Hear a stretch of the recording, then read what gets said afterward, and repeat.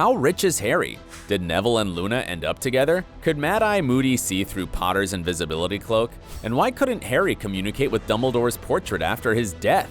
Hi, I'm Dylan. Let's dive in. Number 10. Why does Harry wear glasses? Wizards can repair broken bones, grow gills, and invent extendable ears. They can even transform into animals. Why can't they fix poor eyesight then? Nobody knows. Okay, Harry spent the first 11 years of his life with the Dursleys, and he didn't have any access to magic at that time. So we can assume that he just got used to his glasses, right? But Dumbledore wears glasses too, and so does McGonagall, and both of them are pretty powerful magicians. So why didn't they just fix their eyesight? Does this mean that poor sight is a problem that can't be fixed with magic? Could be. Some Harry Potter fans believe that, just like laser surgery can have some unpleasant consequences, spells directed at eyes can be dangerous too. Plus, laser surgery isn't allowed to be done on teenagers because their eyes are still developing. Maybe it's the same for the wizard world too? And don't forget about the attractiveness issue. There are those who consider glasses stylish. Tell that to Mad-Eye Moody. We'll go into the controversy behind his magic eye soon. Number 9. The mystery behind Harry's money. The first book and movie had a fairy tale tone. So when we found out that Harry got tons of galleons after his parents died, we didn't question it. It just added to the magical element of the movie. Though as the tone of the franchise became darker and more dramatic, several questions arose. For example, how rich was Harry? Did he spend all of his savings? And where did his parents get that huge fortune from?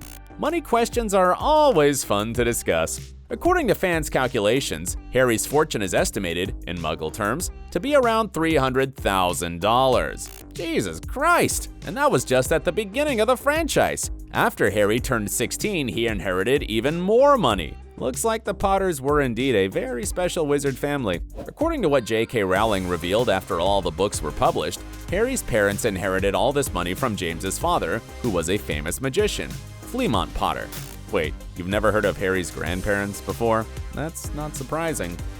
Number 8. What happened to Harry's grandparents? After James and Lily died, Dumbledore left Harry on the stairs of the Dursleys' house, saying that, "The only family he has." Didn't you find it weird that we never heard about his other relatives? How about his grandparents? Surprisingly, this was never answered either in the books or in the movies. And when the fans became really curious about this question, JK Rowling did her best to make it all clear. Or should we say, way super clear, because Rowling traced Potter's family way back to the 12th century. Whoa! We won't dig that deep in our video, we'll just explain what happened to Harry's grandparents. Putting it simply, unfortunately, they died. At least, his paternal grandparents did. James Potter's parents, Fleamont and Euphemia, died from dragonpox, and that's why Harry was given to his mother's sister Petunia, who comes from Muggles. Number 7. The Invisibility Cloaks mind-blowing issue. The cloak is considered to be one of the 3 Deathly Hallows. Super powerful, and one of a kind, right? How come then that Mad-Eye Moody, when he was Barty Crouch, saw Harry under his invisibility cloak in the Goblet of Fire book? I mean, even death couldn't look through his cloak. Does that seem like a plot hole to you? Could be, but we've heard a theory about how this could be possible, and it is mind-blowing. Do you remember what the symbol of the Deathly Hallows looks like? It's a triangular eye, which looks a lot like the all-seeing eye. In Greek mythology, which JK Rowling used a lot of in Harry Potter, there's an eye that was created in order to search 3 powerful objects created by God. And one of the 3 objects was the Cap of Invisibility. That magical eye that sees all the objects belong to the Grey sisters. You might be familiar with this mythology if you watched any Disney cartoons about Hercules. Remember those creepy old ladies who shared one eye between the 3 of them? That's the eye that most probably could see through Harry's invisibility cloak. And if this theory is true, then it means that this eye somehow got into Moody's possession. Sounds like JK Rowling's even more genius than we thought, huh? Number 6. The Triwizard Tournament. There are just too many questions about the tournament left unanswered that we need a whole other video to cover them. For example, why were there only 3 schools taking part in the tournament? I mean, the tournament is huge, and there are definitely lots of other great wizarding schools that would love to participate in it. Ilvermorny, for example. Yes, that's the school that was mentioned in the Fantastic Beasts franchise. And what about the foreign press coverage? Both in the books and movies, we only see British reporters, which is kinda weird. Also, while watching the Goblet of Fire, there's no way you wouldn't have another question. Isn't the tournament a bit too damn dangerous for kids? I mean, all the wizards, including the adults who worked in the schools, were sitting on the sidelines watching teenagers fighting dragons, taking on mermaids, and surviving the maze where everything wanted to kill them. And let's not forget, one student from the tournament actually did get killed. Poor Cedric. And what happened to the tournament after this tragic accident? Was it canceled? Was it relocated to another wizarding school? Nobody knows. Again, we don't want to consider all of the above as mistakes or plot holes, but we'd love to dig a bit deeper so as to understand the tournament more. Number 5. How does Owl Post actually work? There's no doubt it looks super cinematic, but if you dive into it, you'll see that there are lots of unanswered questions and issues around Owl Post. For example, we know that owls can reach the exact person they need. They can even get inside Hogwarts, which is considered to be very well protected. Why then don't Voldemort and the Death Eaters use owls to hurt Harry? They could use the owls to deliver some sort of wizarding bomb, you know. Perhaps that might mean that all the letters are screened by some Hogwarts magic. But how exactly?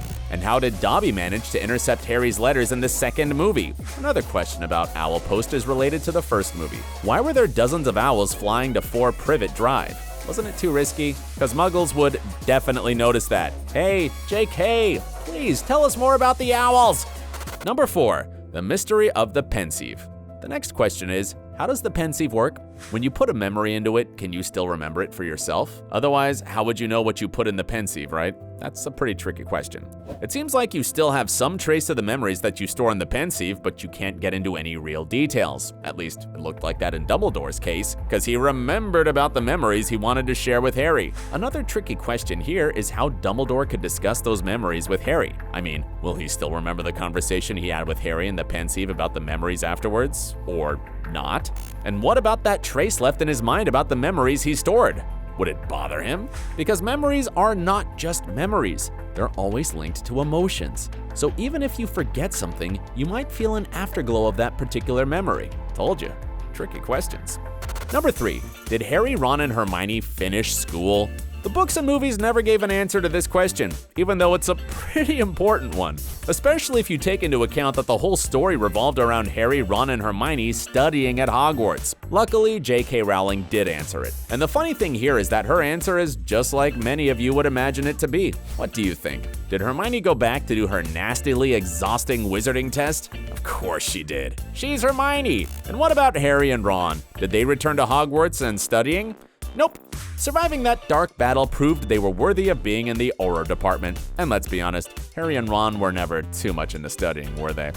Number 2, did Neville and Luna end up together? Neither the books nor the movies answer that. And admit it, these two look like they would make a perfect couple. The fans went so hard on shipping them that JK Rowling had nothing else to do but to make things clear. Unfortunately, her answer was no. Neville and Luna didn't marry each other after the events of the last book and movie.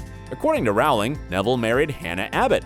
Yes, she was sorted into Hufflepuff House the same year Neville was sorted into Gryffindor. And talking about Luna, she was lucky enough to follow her dream and become a wizarding naturalist. Sometime after becoming famous, Luna married Newt Scamander's grandson Rolf. Do these updates make you feel a little happier for Neville and Luna? Let's move on to the question that left us feeling the most confused. Number 1, Dumbledore's portrait. Again, this might sound like a plot hole. A giant plot hole.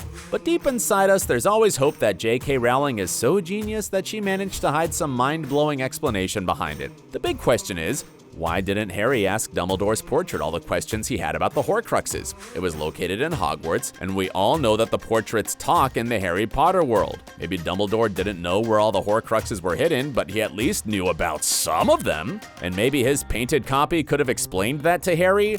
Or not? We're not sure of the correct answer here, but we'll try our best to come up with some explanation based on what we've read in the books. The wizarding portraits indeed contain memories about the people painted on them. But we should not forget that there's always a person who leaves his own mark on a portrait.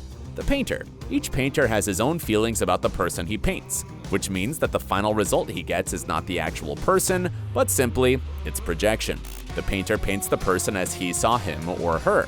In this case, Dumbledore's portrait couldn't say much about the Horcruxes because the painter himself didn't know a thing about them. Does that make any sense to you? Maybe you guys have answers for some of the questions we talked about? Please let us know in the comments. Thank you guys for watching this video. Subscribe to our channel and, just as you always do, stay awesome.